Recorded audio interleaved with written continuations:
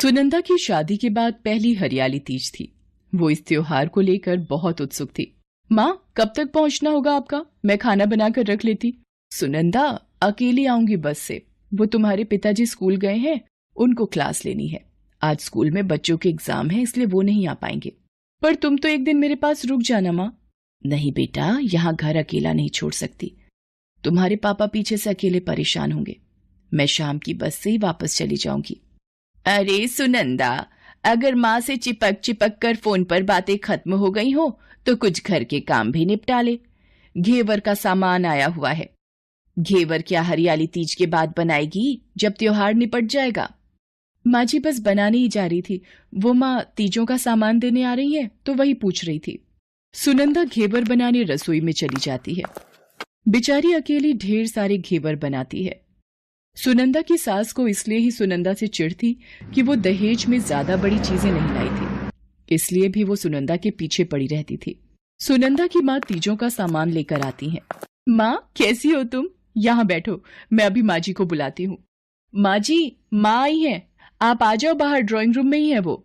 कोई कलेक्टर नहीं आई है जो अपनी नेल पॉलिश लगाना छोड़कर पहले तेरी माँ से मिलूं। आ जाऊंगी थोड़ी देर में बाहर। माँ, वो माँ जी थोड़ा जरूरी काम कर रही हैं। वो कल त्योहार है ना, तो उसकी भी तैयारी करनी है। सुनंदा और उसकी माँ बहुत देर तक उसकी सास का कमरे से बाहर आने का इंतजार करती रही। काफी देर बाद, सुनंदा, मुझे निकलना होगा, बस नहीं मिलेगी बेटा वापसी की। एक बार अपनी सासू माँ को बुला लेती, मैं ये सामान अपने हाथों से दे देती। रुको, मैं बुला कर लाती हूँ।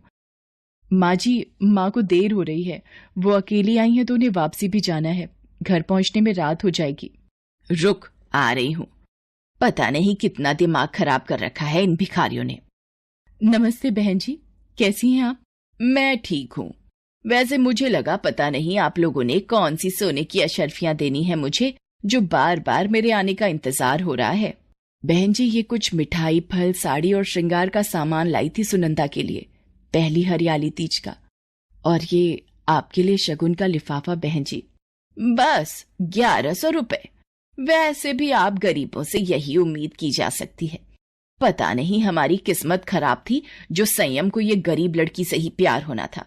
अरे कुछ तो आप लोग शर्म किया करो। शादी के बाद बेटी की पहली हरियाली तीज है, कोई सोने की एक छोटी अंगूठी ही दे देते। बिल्कुल ही भिखारी पल्ले पड़ गए हैं। बहन जी, सुनंदा की शादी में कर्जा लिया था, उसकी भरपाई कर रहे हैं, इसलिए थोड़ा हाथ खींचा हुआ है। बेचारी सुनंदा की माँ चुपचाप बेटी को समझाकर वापस चली जाती है।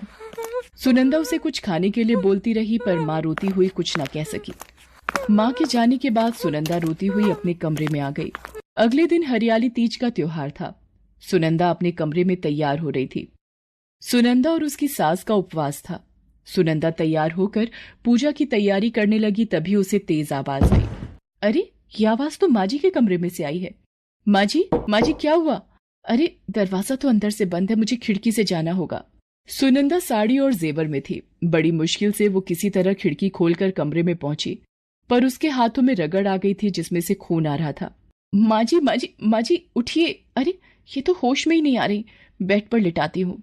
सुनंदा अपनी सास को पलंग पर लिटा देती है और कुछ पानी की बूंदें अपनी सास के मुंह पर छिड़कती है। माँ जी, अब आप ठीक हैं?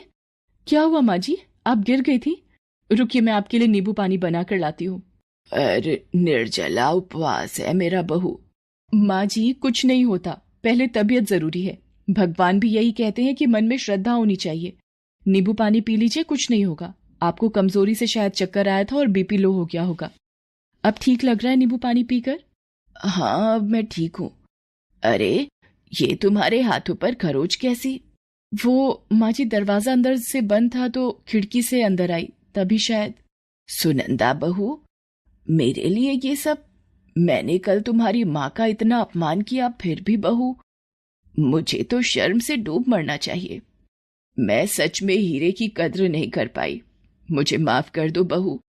मैंने तुम्हारे मायके वालों की गरीबी का मजाक बनाया, और कल जो सब किया, मैं सच में बहुत शर्मिंदा हूँ। माँ जी, आप मेरी माँ हैं, और माँ कभी अपने बच्चों के आगे हाथ नहीं जोड़ती, बल्कि आशीर्वाद देती हैं। सुनंदा अपनी सास के गले लग जाती है। दोनों सास बहू मिलकर खुशी खुशी माँ पार्वती और भगवान शंकर की पूजा और तीज की कथा करती हैं। पार्वती और भगवान शंकर को धन्यवाद करती हैं। माँ पार्वती की कृपा से सुनंदा की सास का स्वभाव बिल्कुल सही हो जाता है। हरियाली तीज का त्योहार उस दिन एक गरीब की तीज को हरा भरा कर देता है।